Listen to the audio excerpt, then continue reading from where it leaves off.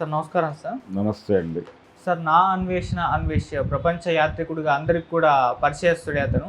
అయితే ఇప్పుడు అతను ఒక ఇబ్బందులో చిక్కుకున్నాడు. అతని పైన సైబరాబాద్ పోలీసులు సుమోటోగా తీసుకొని మరీ కేసు నమోదు చేసేశారు. అంటే పోలీస్ విభాగం పైన మెట్రో వాళ్ళ పైన ఆరోపణలు చేశారు, నిరాధార ఆరోపణలు అని చెప్పేసి అయితే కేసు అయితే పెట్టారు. మరి ఏం జరిగింది, ఎటువంటి కామెంట్స్ ఇతను చేశాడు, మరి ఇప్పుడు అరెస్ట్కి ఏమన్నా దారి తీయచ్చా? ఆల్రెడీ తను ప్రపంచవ్యాప్తంగా తిరుగుతున్నాడు కాబట్టి మరి తీసుకొస్తారా వేరే దేశం నుంచి? మీరేం చెప్తారు సార్ దీనికి సంబంధించి? అంటే తనకు ఒక యూట్యూబ్ ఛానల్ ఉంది, దానికి భారీగా సబ్స్క్రైబర్స్ ఉన్నారు. సబ్స్క్రైబర్స్ మేరకు ఆయన రకరకాల క్యాచీగా కనెక్టివ్గా ఉండేటువంటి వీడియోస్ ఏవో పెడుతూ వస్తున్నాడు. ఆ పెట్టడంలో భాగంగా వ్యూవర్స్ అట్రాక్ట్ అవుతున్నారు ఆ కంటెంట్కి. అలా అట్రాక్ట్ అయిన కంటెంటే వీళ్ళు చూశారు. అంటే దీనిలో ప్రధానమైనటువంటి ఆరోపణ చాలామంది ఐఏఎస్ ఆఫీసర్ల మీద, ఐపీఎస్ ఆఫీసర్ల మీద దాడి చేశాడు ఈయన మెట్రో వేదికగా.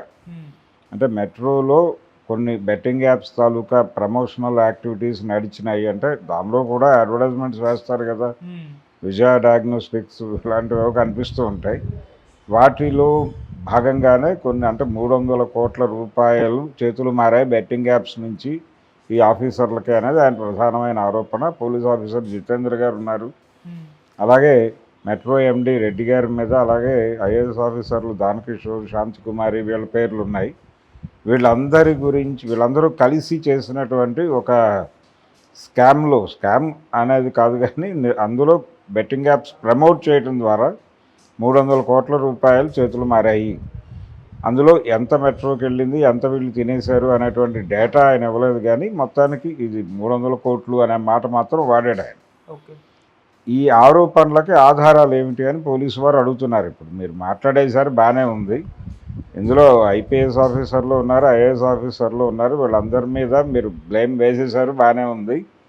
కానీ ఎక్కడ ప్లే అయినాయి, ఆ ప్లే అవుతూ ఉండగా తీసినటువంటి ఫుటేజ్ ఏమైనా ఉందా, లేదు ఇతర ఆధారాలు ఏవైనా మీ దగ్గర ఉన్నాయా, డబ్బులు ట్రాన్సాక్షన్స్ జరిగినప్పుడు కానీ ఇంకేదైనా ఆ ఆధారాలు ఉంటే బయట పెట్టండి, లేదంటే వచ్చి మీరు ఎక్కడున్నారు కానీ అదుపులో తీసుకుంటామని వీళ్ళు చెప్తున్నారు. తీసుకునేటువంటి అవకాశం ఉంది కూడా.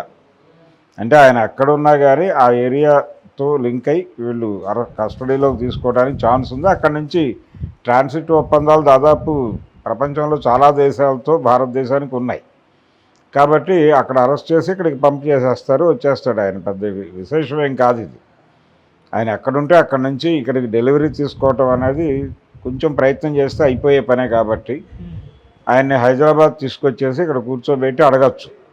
చాలా సందర్భాల్లో చాలామంది మీడియా ముందుకు వచ్చి కొన్ని చెప్తారు. అంటే కొన్ని ఆరోపణలకు ఆధారాలు చూపించలేని ఆరోపణలు కూడా కొన్ని ఉంటాయి. కానీ దానికి లీడ్ ఏమిటి అనేది, అంటే నువ్వు ఎక్కడ ఆ మాట చెప్పడానికి నీకున్నటువంటి నిన్ను అటువైపు పురికొల్పినటువంటి అంశాలు ఏంటి అనేదైనా కనీసం చెప్పాలి పోలీసులకి. చెప్పకుండా నాకు తెలుసు, నేను ఎక్కడో ఎవరో చెప్పారంటే కుదరదు. నీ బ్రెయిన్లో నీకు అది ఫ్లాష్ అవడానికి రీజన్స్ ఏమిటి అనేదైనా కనీసం ఎస్టాబ్లిష్ చేయాలి. సాక్ష్యాలే చూపించాలని కాదు, సాక్ష్యాలు చూపించగలిగితే మంచిదే. వాళ్ళు నిజానికి అడిగింది అదే, పోలీసులు ఎప్పుడూ ఇదే అడుగుతారు.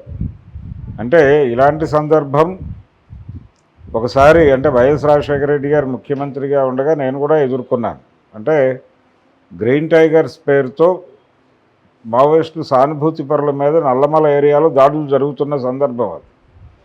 ఆ జరుగుతున్న సందర్భంలో గుంటూరులో ఏదో ఓ ప్రెస్ మీట్లో గ్రీన్ టైగర్స్ అంటే ఎవరో కాదు పోలీసులే అని నేను మాట్లాడేశాను. వచ్చేసిన తర్వాత అప్పుడు సజ్జనార్ గారు ఎస్పీ, గుంటూరు ఎస్పీ, ఆయన నోటీస్ ఇచ్చాడు విచారణకు హాజరు కమ్మని. వెళ్ళాను నేను. వెళితే ఆయన అడిగింది ఇదే, మీరు గ్రీన్ టైగర్స్ అంటే పోలీసులు అని చెప్పారు, దానికి మీ దగ్గర ఉన్న ఎవిడెన్స్ ఏంటో మాకు ఇవ్వండి అని చెప్పి అడిగాడు ఆయన. అంటే దాదాపు అరెస్ట్ చేస్తాం, మిమ్మల్ని కస్టడీలో తీసుకుంటామన్న మూడ్లోనే మాట్లాడాడు ఆయన. కానీ నా దగ్గర కూడా ఆధారాలు ఏమీ లేవు. ఇప్పుడు అన్వేష్ దగ్గర కూడా ఆధారాలు ఉండుంటాయని నేను అనుకోవడం లేదు. కానీ అప్పుడు నేను బయట వేసిన విషయం ఏంటంటే, నేను ఎందుకు భావించాల్సి వచ్చింది అనేది చెప్పాను. అక్కడ జరిగిన ఇన్సిడెంట్లు, పేపర్లకు వచ్చినటువంటి ప్రకటనలు, ఆ ప్రకటనల్లో ఏది అసలు ఏది బూటకము, అసలైన వాళ్ళు ఎలా రాస్తారు, బూటకం స్టేట్మెంట్లు అలా ఉంటాయి అనేది ఆంధ్రజ్యోతి పిడుగురాళ్ళ ఆఫీస్కి వచ్చినటువంటి ఉత్తరాల ఆధారంగా ఈ నిర్ణయానికి రావడం జరిగింది. మహాప్రభు అని చెప్పుకుని నేను ఏదో బయటపడ్డాను. ఇలాంటి నేపథ్యమైనా కనీసం నీకు అభిప్రాయం కలగటానికి దారి తీసిన పరిస్థితులైనా నువ్వు ఎస్టాబ్లిష్ చేయకపోతే మాత్రం వాళ్ళు సీరియస్గా కేసు పెట్టి లోపలేసే అవకాశం అయితే కలదు. ఆయన్ని ఎక్కడున్నా తీసుకురావడం కూడా పెద్ద కష్టమేం కాదు. రెండోది, ఇప్పుడు సోషల్ మీడియాలో మాట్లాడుతూ ఎవరినైనా సరే ఎలాగైనా మాట్లాడేయచ్చు అని ఒక గ్రాంటెడ్గా తీసేసుకుని నడుస్తున్నటువంటి క్రిటిసిజంని ఎదుర్కోవటానికి అన్ని మెకానిజమ్స్తో పాటు అన్ని రంగాలలో ఉన్న ప్రముఖులు కూడా ప్రయత్నం చేస్తున్నారు, కోరుకుంటున్నారు కూడా. అంటే సోషల్ మీడియాలో ఏదైనా పోస్ట్ అయిపోవడానికి అవకాశం ఉంది కాబట్టి వీళ్ళు ఎవరినైనా టార్గెట్ చేసి తిట్టేసి పెట్టేస్తున్నారు. కానీ పెట్టిన తర్వాత దాని సర్కమ్స్టెన్సెస్ ఎలా ఉంటాయనేది వాళ్ళకి అర్థం కావాలి అన్నది అర్థం చేయించడం కోసం ఈ కేసులు పెడుతున్నారు. అందులో భాగమే ఇప్పుడు చాలామంది మీద రకరకాలుగా ప్రభుత్వం మీద క్రిటిసిజం పెట్టిన వాళ్ళని మూస్తున్నారు. అందులో భాగంగానే ఇప్పుడు పాత వీడియోల మీద కూడా కొత్త కక్షలు తీర్చుకునేటువంటి ప్రయత్నాలు చేస్తున్నారు. అందుకని ఒక్కసారి అన్వేష్ అనేటువంటి వ్యక్తికి వాళ్ళు ఒకసారి హైదరాబాదు అతిథిగా తీసుకొచ్చి ఆయన ఎక్కడో చోట కేసు సీరియస్గానే, అంటే తను ప్రాపర్గా కనుక ఎస్టాబ్లిష్ చేయగలిగితే ఓకే, కనీసం ఎవిడెన్స్లైనా చూపించాలి. లేదు తనని ఆ మాట అనడానికి పురికొల్పినటువంటి అంశాలు ఏమిటి అనేది సోదాహరణంగా చెప్పాలి వాళ్ళకి. ఇదిగో ఈ పేపర్ ప్రకటన లేకపోతే ఈ టీవీ ఛానల్లో బలానాయని మాట్లాడిన మాటలు నాకు ఆధారం అనైనా చెప్పాలి. ఇవేవి ఎస్టాబ్లిష్ చేయకుండా ప్రాపర్ స్టేట్మెంట్ లేకుండా గనక ఇదే మాట మీద నిలబడితే ఆయన్ని కస్టడీలో తీసుకుని కేసులు పెట్టే ఛాన్స్ అయితే ఉంది. Okay sir, thank you so much. Thank you.